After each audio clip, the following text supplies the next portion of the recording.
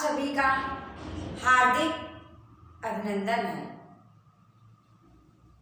आज हिंदी साहित्य की इस क्लास में मैथिली शरण गुप्त की रचना साकेत महाकाव्य के नवम सर्ग के इस पद की हम व्याख्या पढ़ेंगे। आप सभी जानते हैं कि उर्मिला साकेत महाकाव्य की नायिका है और वह विरह से व्यथित है। तो जब व्यक्ति विरह से व्याकुल होता है तो उसके मन में अनेकों विचार आते हैं और कभी कभी वो रात में सो भी नहीं पाता, उसे नींद नहीं आती। तो इस पद में कवि ने उर्मिला की इसी दशा का चित्रण किया है कि उसे नींद नहीं आती है और वो नींद को बुलाने का प्रयास करती है, नींद को पुकारती है। तो आइए इस पद को हम पढ़ते हैं। पद है आजा मेरी निदिया गूंगी, आ मैं सिर आंखों पर लेकर चंद खिलौना दूंगी। प्रिय के आने पर आवेगी, अर्ध चंद ही तो पावेगी। पर यदि आज उन्हें लावेगी तो तुझसे ही लूंगी, आजा मेरी निदिया गूंगी। पलक पावड़ों पर पद रख तू, तनिक सलोना रस भी चख तू। आ दुखिया की ओर निरख तू, मैं न्योछावर हूंगी, आजा मेरी निदिया गूंगी। यह पंक्तियां हैं और हम ये कहें कि यह एक सुंदर गीत है। आजा मेरी निदिया गूंगी, आजा मेरी निदिया गूंगी। तो प्रसंग और संदर्भ एक साथ आपको बताते हैं। यह पद मैथिली शरण गुप्त द्वारा रचित साकेत महाकाव्य के नवम सर्ग से उद्धृत है। इस पद में विरह से व्यथित उर्मिला अपने मनोभावों को व्यक्त करती है। उसे नींद नहीं आती है, वो नींद को बुलाती है।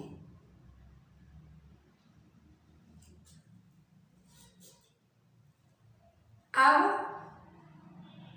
व्याख्या। तो व्याख्या करने से पहले शब्द देख लेते हैं। गूंगी आप जानते हैं, जो बोल नहीं सकता उसे गूंगा कहते हैं। तो यहाँ नदी जो नींद है, जो निदिया है, वो गूंगी है। अर्धचंद, अर्धचंद का अर्थ है दोनों हाथों से। तो जब हम दोनों हाथ ऐसे मिलाते हैं तो चंद्र में जो चंद्रमा है, जो शशि है, उसकी आधी आकृति बन जाती है। तो अर्धचंद जब हम ऐसे दोनों हाथ करेंगे ऐसे, तो अर्धचंद की जो आकृति यूं बन रही है, वहां पर कवि ने बड़ी सुंदर कल्पना की है दोनों हाथों से। उन्हें यहाँ प्रीतम लक्ष्मण के लिए आया है और तुझसे ही लूंगी। यहाँ पे भाव है कि जो मैं तुम्हें दूंगी, दंड या कुछ भी, तो वो फिर मैं तुमसे प्राप्त कर लूंगी। हम आप शर्त लगा लेते हैं ना, हम आप आपस में बात करते हैं और कहते हैं कि अगर ऐसा हुआ तो मैं तुम्हें दंड दूंगी, और अगर ऐसा नहीं हुआ तो तुम मुझे दंड दे देना। तो वही एक बोलचाल में पलक माने पलकें, पावड़ मतलब तुम्हें पलकों पर बिठा के रखूंगी, यानी पलक पावड़े बिछा के हम तुम्हारा स्वागत करेंगे। आप मेरी पलकों पर जो पलकें हैं उनको आसन बनाकर तुम अपने उन पर पैरों को रखिएगा। पलक हम आप शादी विवाह के उत्सवों में देखा है कि कालीन बिछा देते हैं, तो यहाँ पर पलक पावड़े के लिए वही कल्पना उर्मिला करती है। न्यौछावर माने सब कुछ दे देना, न्यौछावर कर देना। तो ये कुछ शाब्दिक अर्थ था। अब व्याख्या करते हैं। उर्मिला विरह से व्यथित है।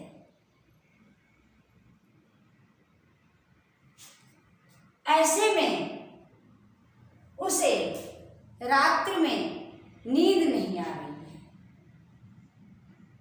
विरह के कारण उर्मिला को रात्रि में नींद नहीं आ रही है, तो वो नींद आ जाए इसका प्रयास करती है। तो वो क्या कहती है? आजा मेरी निदिया गूंगी। देखिएगा, गूंगी शब्द कवि ने कितनी कुशलता से व्यक्त किया है। गूंगी अगर बातचीत होती रहती है तो नींद नहीं आती, और जब सभी चुप हो जाते हैं, शांत भाव में नींद आती है। तो कवि ने यहाँ पर कितना अच्छा शब्दों का सामंजस्य किया है, प्रयोग किया है, गूंगी। तो व्याख्या हम करेंगे। व्याख्या कैसे लिखेंगे? विरह से व्यथित उर्मिला रात्रि में नींद की प्रतीक्षा करती है, और विरह के कारण उर्मिला को नींद नहीं आती।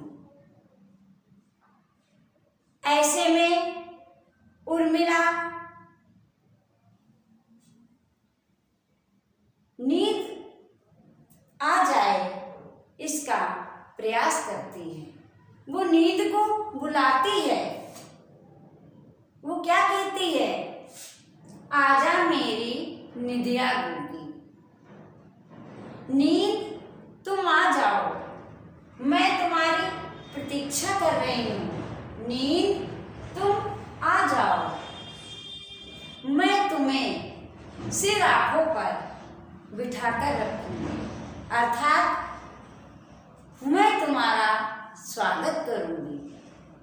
तुम आ जाओ, और तुम्हारे मन को बहलाने के लिए तुम्हें मैं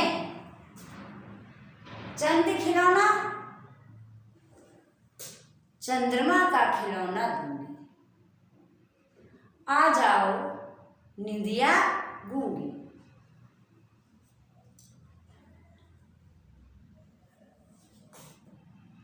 मैं तुम्हें बुला रही हूँ, तुम आ जाओ। प्रिय के आने पर आवेगी। आज तुम आ जाओ, और आज नहीं आई फिर तुम तब आई जब प्रीतम आ जाए। आज आप नहीं आई, अगर तुम तब आई जब प्रीतम आ जाए तो मैं क्या करूँगी? अभी तुम्हें आना है और आज तुम नहीं आ रही हो, लेकिन तुम तब आई जब हमारे प्रीतम हमारे पास आएंगे, और उस समय तुम आई तो मैं अर्धचंद दोनों हाथों से तुम्हारा गला दबाकर निकाल दूंगी तुम्हें। कितनी सुंदर चित्रण कवि करता है। उर्मिला क्या कहती है? आजा मेरी निधिया गूंगी, आ जाओ मैं तुम्हें अपने सिर आंखों पर बिठाकर रखूंगी। अर्थात तुम्हारा मैं स्वागत करूंगी, तुम्हारे मन को बहलाने के लिए तुम्हें मैं चंद्रमा का खिलौना दूंगी। आजा मेरी निधिया गूंगी, आ जाओ, तुम आज आ जाओ। और यदि तुम तब आई जब हमारे प्रीतम हमारे पास आ गए और उस समय तुम आई तो मैं दोनों हाथों से तुम्हें गला दबाकर निकाल दूंगी।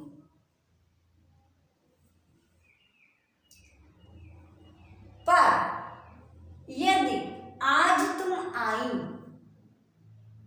और अपने साथ सपने में हमारे प्रीतम को साथ लाई,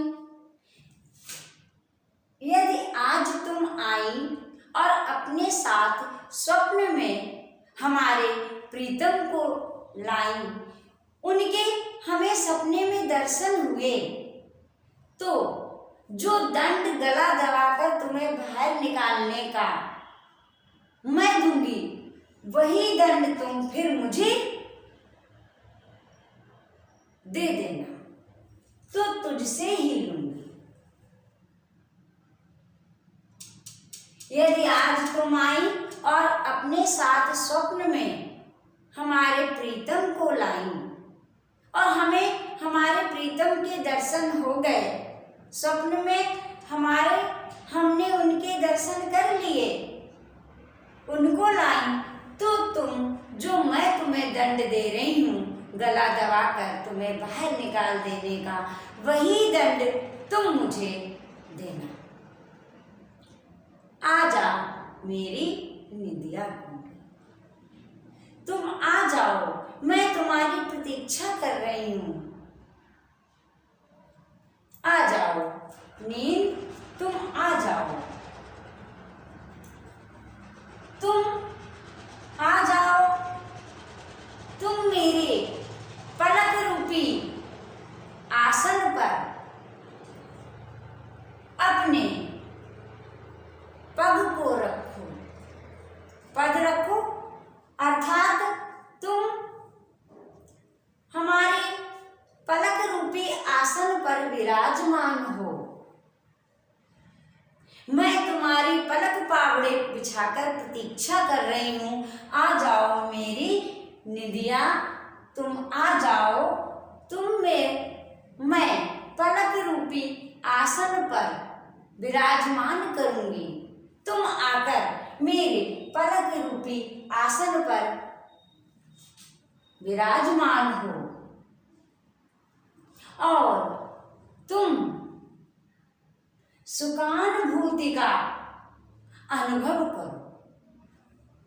तनिक थोड़ा तुम भी सुखानुभूति का अनुभव करो, तुम भी अनुभूति करो जो जीवन का आनंद है उसकी। आजा मेरी निधिया गूंगी, अरे निधिया तू आजा और तनिक मेरे साथ जीवन के आनंद की अनुभूति करो, सुखानुभूति करो, जीवन का आनंद प्राप्त करोगी।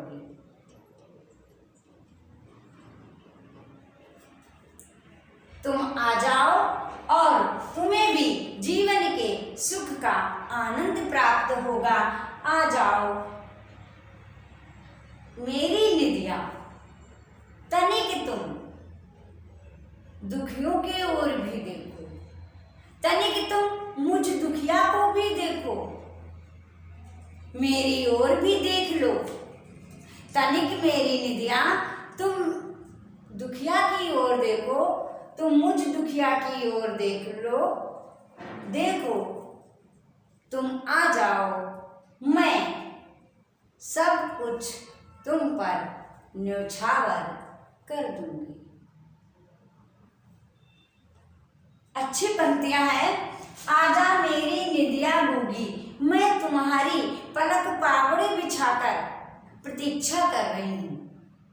आ जाओ मेरी निदिया, तुम आ जाओ, मेरे पलक रूपी आसन पर विराजमान हो, और जब तुम उस आसन पर बैठोगी तो तुम्हें भी, तो तुम तनिक जीवन के जो सुख के अनुभव हैं उन्हें प्राप्त करोगी।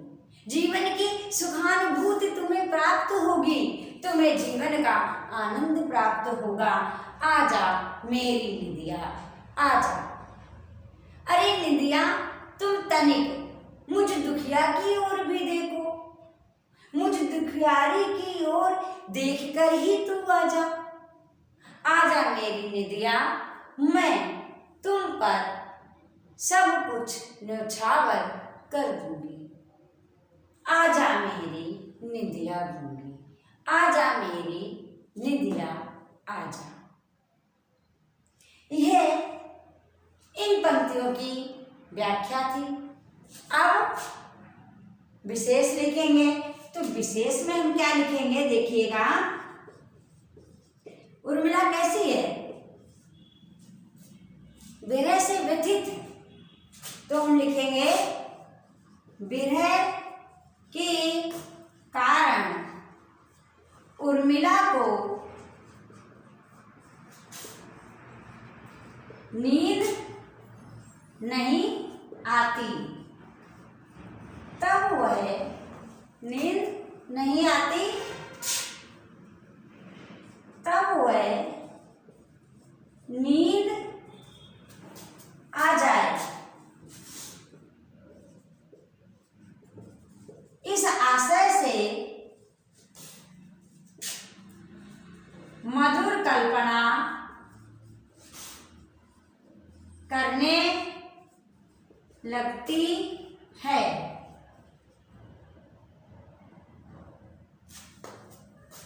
और आपने देखा भी होगा, अगर हम कुछ विचार करने लगते हैं तो विचार करते करते हमें नींद आ जाया करती है। तो कवि ने वो स्वाभाविक बात भी यहाँ पर उर्मिला की इस मधुर कल्पना से व्यक्त की है।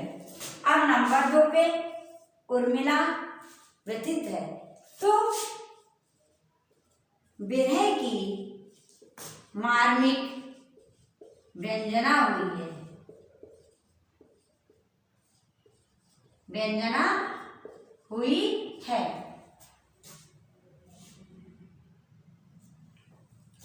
क्या कहती है कि अगर प्रीतम आ गए और उस समय तुम आई तो मैं तुम्हें गला दबाकर बाहर निकाल दूंगी।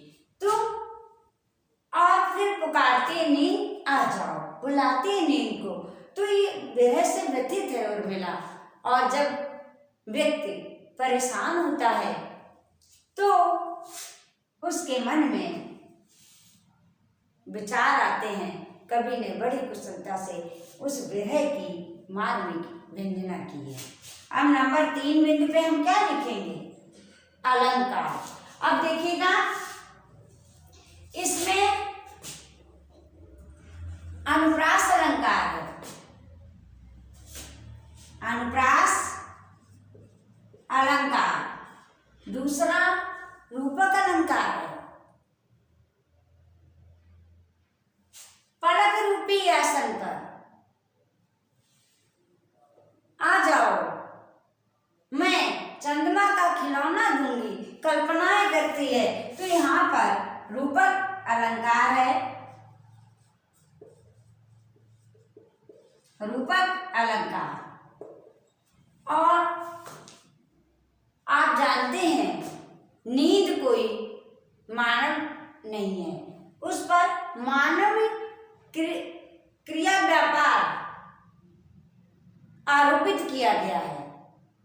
तो यहाँ पर मानव की तरह उससे बातचीत की गई है। तो यहाँ पर मानवीय करण अलंकार है। तो मानवीय करण अलंकार प्रयुक्त हुए हैं।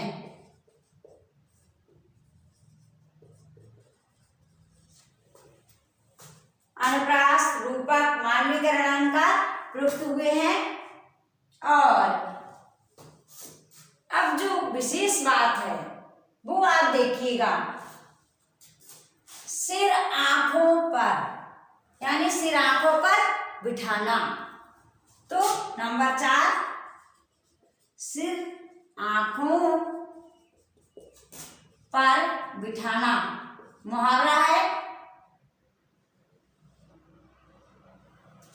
दूसरा, पलक पावड़े बिछाना। पलक पावड़े बिछाना। तो यहां पर और अर्धचंद देना। तो कहने का मतलब है चंद खिलौना देना, अर्धचंद देना। तो कहने का तात्पर्य है मुहावरे हैं, तो हम क्या लिखेंगे, मुहावरे के प्रयोग से, मुहावरे के प्रयोग से पद के भाव सौंदर्य की वृद्धि हुई है। भाव सौंदर्य की वृद्धि हुई है।